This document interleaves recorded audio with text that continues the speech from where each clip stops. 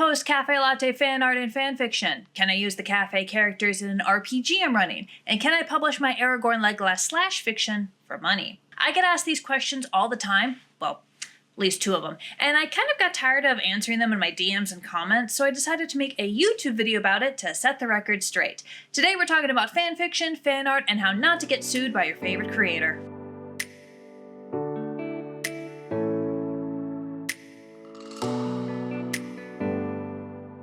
Now, fanfiction and fan art have been a thing since the dawn of storytelling. Dante's Inferno and Paradise Lost are both Bible fanfics that were so good they affected Christian canon. Fanfiction as we know it today, that is stories written by fans using pre-existing characters or settings that they did not come up with, has been published and celebrated since 1975. But some creators don't like the idea of people creating fanfiction or fan art of their work, which is weird. Who objects to free marketing and strong fan communities? Apparently, Anne Rice, Robin Hobb, and George R.R. Martin, who all formally requested certain sites take down or block fanfics of their work, which, really, George? Who else is going to finish your book series? Anyway, let's start with the important legal bits.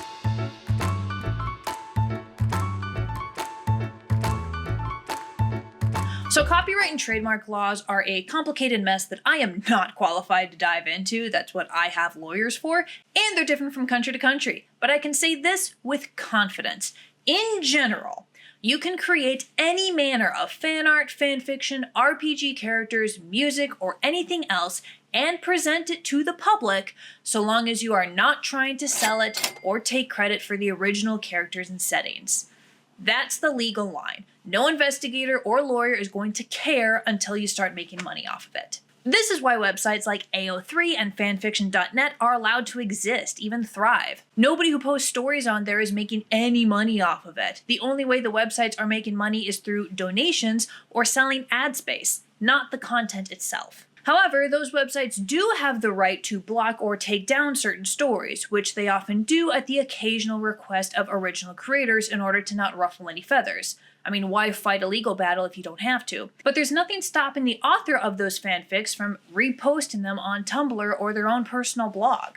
So, if you're a DM running a D&D campaign and you want your players to meet at Cafe Latte instead of a classic tavern, complete with Bob and Cyrus and the rest of the crew, you absolutely can do that. What you cannot do is try to sell that campaign to Wizards of the Coast or anyone else, never mind claim it as your own. Now, things get a little tricky when we have stuff like TikTok, where content creators like Red Panda create content talking about and even doing skits. That is itself a type of fanfiction or fan video on the DC universe and its characters and setting. And he has enough followers that he's definitely making money off of it. Is that legal? Unknown. The law is always a few steps behind technology, and to my knowledge, no one has tried to sue Red Panda or anyone like him for that kind of thing. Now that's probably because consumers themselves are not the ones paying for that content. The platform of TikTok is paying him for the views he gets on those videos, which you could argue is a type of commission, except they never actually commissioned anything. It's a gray area that has not been explored yet, and probably never will be, for reasons that we'll get into later. Now, some creators will argue that legality does not matter. They're not comfortable with the idea of fans using their characters or settings in a way that aren't meant to be used, and so those fans should not do it out of respect. To which I say, good fucking luck. You can't stop fans from creating. You can discourage, but that type of energy could be going literally anywhere else. Your best bet is just not engaging with it, which is fine. That's what I do with cafe fanfiction. I don't read it. It's hard enough keeping my own canon straight. I don't need fan and clogging up the limited space I have up here. Fan art, on the other hand, that I will engage with. In fact, I have a fan art contest going on right now. It goes until July 31st, and the details are linked in the description. Speaking of fan art,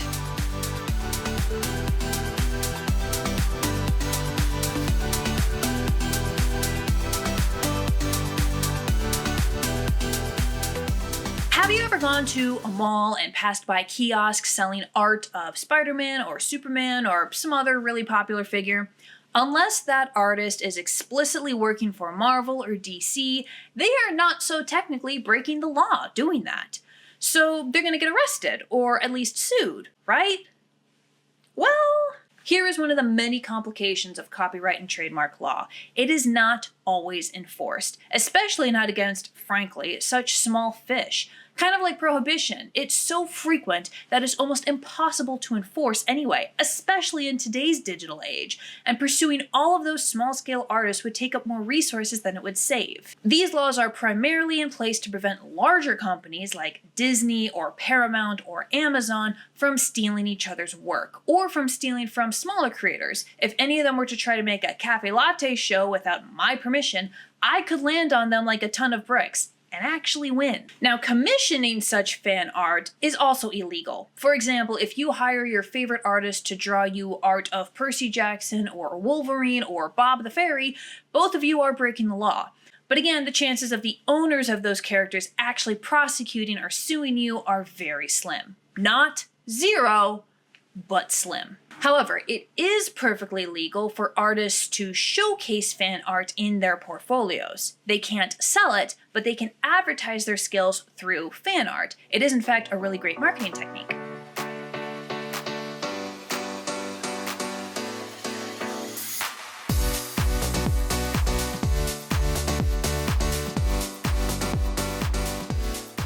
What about ideas? Say you're watching a cafe latte skit and you get the idea for an original work about a supernatural or paranormal cafe. Instead of having it run by fairies, it's run by demons or superheroes or a different type of fairy. Or you have an idea for a whole world of fairies, and of course it includes a cafe, and of course that would be run by the fae of this world. Is that really an original idea you've just had, or are you infringing on my copyright claim? While the idea itself might not be original and you may very well get teased for it and called a ripoff, you cannot copyright an idea. In the spirit of total honesty, the idea of Cafe Latte came from a Tumblr post, and the first episode came out a full year after Legends and Lattes was published. Granted, I have never read that book, but there are very obvious similarities between the two. And my Blackwing novella series came from an idea I had about a Diablo 2 fanfiction. Antigu uses corpse explosion, for crying out loud. You can probably think of several published knockoffs of stories just off the top of your head. Half of the epic fantasy genre is full of Lord of the Rings ripoffs,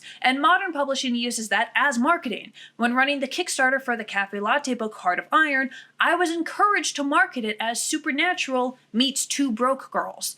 Heart of Iron is scheduled for a fall 2025 release, by the way. Inspired by is not the same as stealing. Your supernatural cafe can be run by Bill the Fairy and their protege Miley, and you will be legally untouchable. So long as you are not using the name Cafe Latte spelled specifically like this, or my original characters, we're fine. Confused yet? Let's talk about public domain.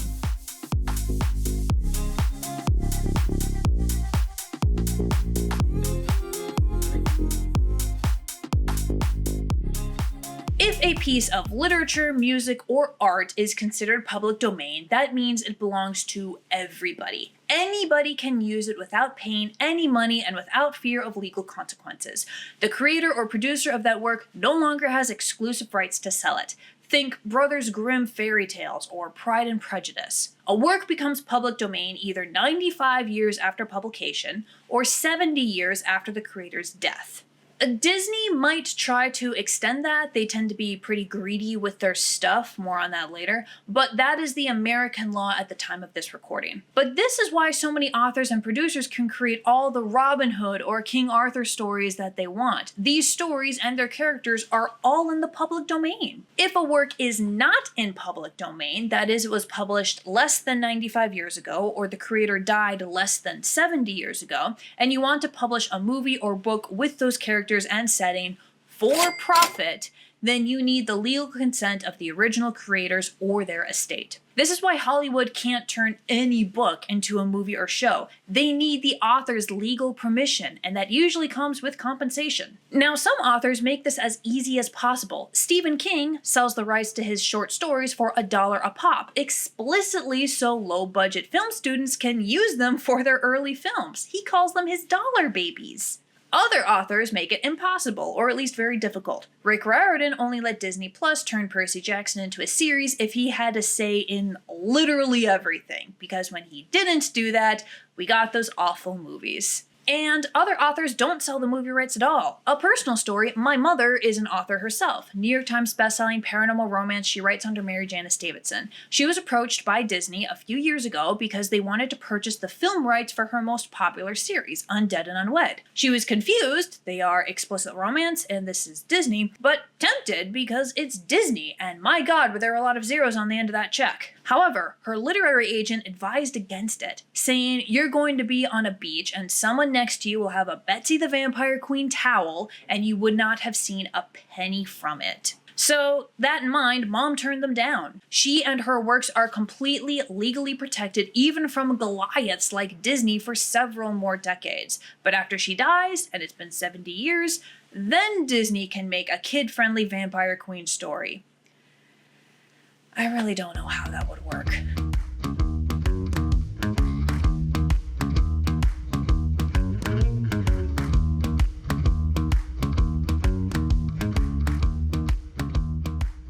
Anyway, moving on. What about works like Lord of the Rings, which were written in the mid-20th century but turned into movies in the early 21st century? When does that become public domain? Yeah, it depends. With Lord of the Rings specifically, the literary works of The Hobbit and Lord of the Rings and the Silmarillion might enter public domain in the early 2040s, in the United States anyway. But any characters, scenes, or settings specific to the movies would not become public domain until 2098, or later with The Hobbit. But it's very possible that the Tolkien estate will do some legal mumbo-jumbo to postpone the books becoming public domain using that gap between the literary and theatrical releases. I doubt it though, in my uneducated, not a lawyer opinion. Peter Pan, the original play and book, was released at the turn of the century, and in the United States, those characters and stories are public domain. It's the Disney version that's under copyright, and will stay that way until at least the 2050s. Again, unless Disney successfully lobbies to extend that copyright deadline, which they have done before. The original American Copyright Act of 1976 prevented a work from becoming public domain for only 50 years after the author's death, or 75 years after publication, whichever came first. But Disney didn't like the idea of some of their most iconic stories entering the masses' grubby little hands, so they pushed to extend it back in '98. And with the clock ticking on things like the Mickey Mouse mascot and Snow White, they're probably going to try to push it back further again. Which I find extremely hypocritical, considering that they only had access to those iconic works like Snow White, Tarzan, Sleeping Beauty, and the rest because of public domain law, and now they're shutting that door they walked through in our faces. That's what endless money and power will do to you.